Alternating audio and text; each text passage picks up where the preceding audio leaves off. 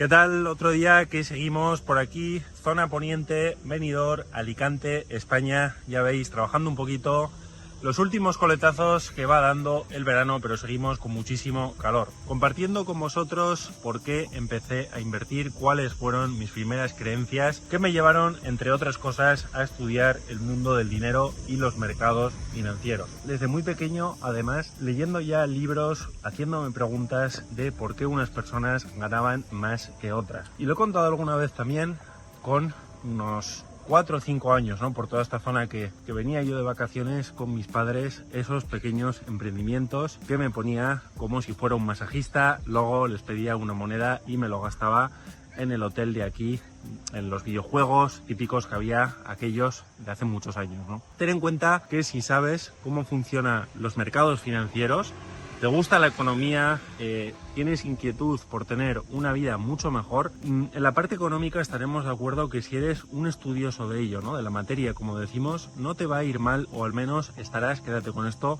mejor que los demás. Porque la mayoría de las personas no sabe cómo funciona la deuda, no saben ni siquiera el término apalancamiento financiero. Desconocen también cómo se invierte en fondos indexados. Que hay aplicaciones, páginas web muy interesantes, por ejemplo como Indexa Capital, que realmente no tienes que hacer nada más que meter 100 euros todos los meses, y lo que viene a hacer es una indexación del SP500, ¿no? Por ejemplo, que son las 500 mayores empresas de Estados Unidos, y el robot, en este caso, ¿no? Un RoboAdvisor, lo que hace es imita, copia, emula cómo opera la bolsa, ¿no? Entonces, más o menos, puedes estar en un 6, en un 7%, un 5%, ¿no? A veces, bueno, depende del año, la bolsa cierra en negativo, ¿no? Pero los fondos indexados siempre tienes que verlo a largo plazo. Y lo bueno que tienen los inmuebles, que hemos hablado también mucho en este canal, es que puedes entrar con el dinero del banco, que para mí es ahí donde se produce la magia. Porque tienes que lidiar con inquilinos, puede haber también muchos gastos ocultos, ¿no? Que tiene la inversión inmobiliaria, que no se habla tanto, al menos no lo veo yo, ¿no? En muchos divulgadores de inversión inmobiliaria y real estate. Y en ese caso, si no tienes más de un 7, un 8%, pues realmente es mejor la bolsa, ¿no? Que es mucho más pasivo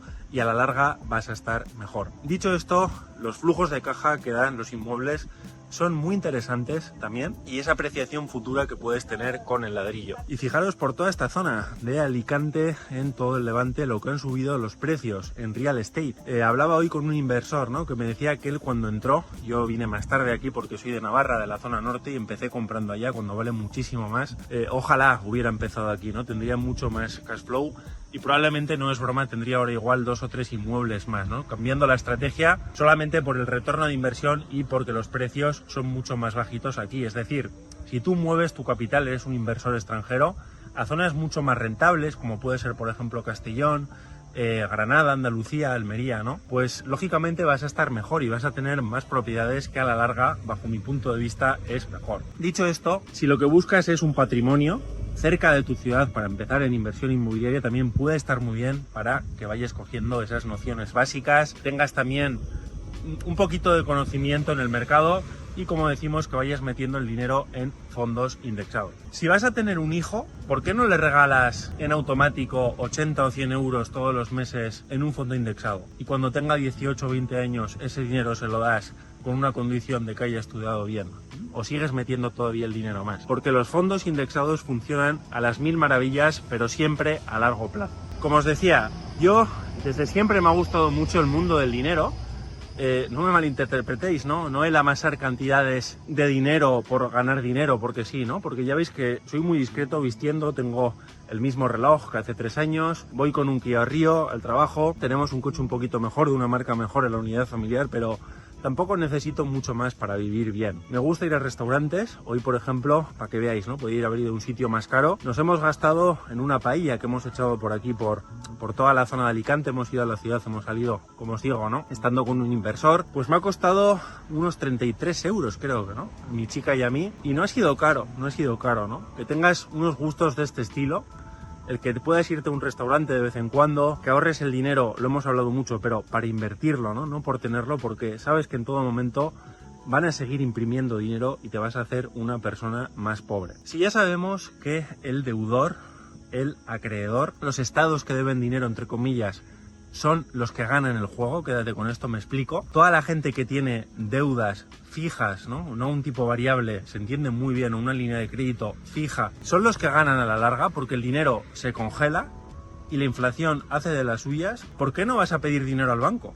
Hazte estas preguntas. Si van a seguir imprimiendo dinero, ¿para qué vas a ahorrar?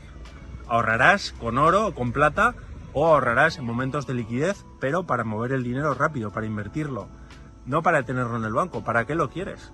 ¿Cuánto puedes perder en 10 años? Escuchaba hace poco un podcast muy interesante de unos futbolistas que tenían 4 o 5 millones de euros, una minoría, la mayoría de las personas no tenemos ese capital, pero podían perder 200.000 euros o más al año, ¿no? Calcula el porcentaje por millón de euros que tengas parado en el banco. Y a mí desde pequeño siempre me llamaba muchísimo la atención cómo funcionaba el dinero, por qué había personas que vivían mejor que otras, lo que me llevó a estudiar el sistema comunista. Luego rápidamente me di cuenta, por supuesto, que eso no funcionaba, que no era viable, que todas las personas no somos iguales, hay personas más vagas, más altas, que se esfuerzan más inteligentes que yo, menos inteligentes que yo, y me llevó también a estudiar diferentes teorías económicas, ¿no? Como puede ser también el liberalismo, el socialismo, muy interesantes todas, ¿no?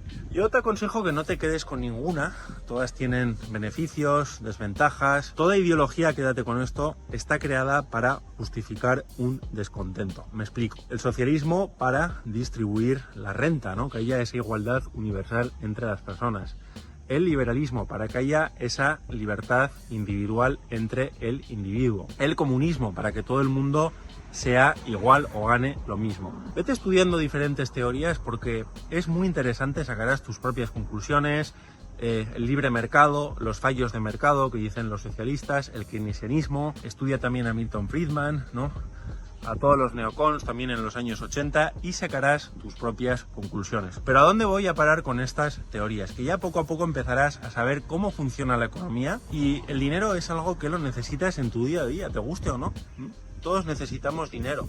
¿Por qué no se estudia en las universidades cómo negociar una hipoteca? ¿Por qué no se estudia tampoco cómo comprar empresas, cómo venderlas, ¿no? Que todas las empresas que están en el S&P 500 son muchas porque han absorbido a diferentes compañías y han crecido muchísimo más rápido, ¿no? ¿Cómo se pide una línea de crédito? ¿Cuál es el margen comercial? La contabilidad, sí, ese tipo de cosas se estudian, pero analiza y reflexiona sobre estas cosas. Como os decía, a mí siempre me han gustado estos temas y desde ese inicio, ¿no? De por qué unas personas viven mejor que otras, empecé a estudiar todas estas cosas y me di cuenta que no quería ser un vendedor de horas toda mi vida, porque todo el mundo se dedica a las ventas, me explico. Si tú no tienes una empresa, eres un vendedor de horas. Te vendes como mano de obra para un empleador o para el Estado, que en este caso es tu jefe, si eres funcionario. Todo el mundo vende, por eso te digo que ames la venta, que seas un comerciante y que tengas esa mentalidad de hombre o de mujer de negocios. Un plan muy rápido, los fondos indexados, como decimos, 3, 4, 5 inmuebles, que vayas combinándolos con bolsa, compra de acciones.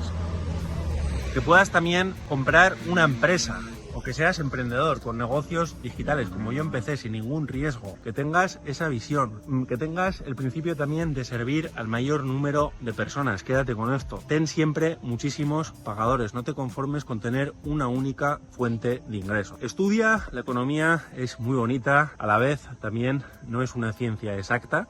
Es decir, fíjate también en países muy ricos como Venezuela, que tranquilamente, bien gestionado, podría ser como un país árabe con todo el petróleo que tiene.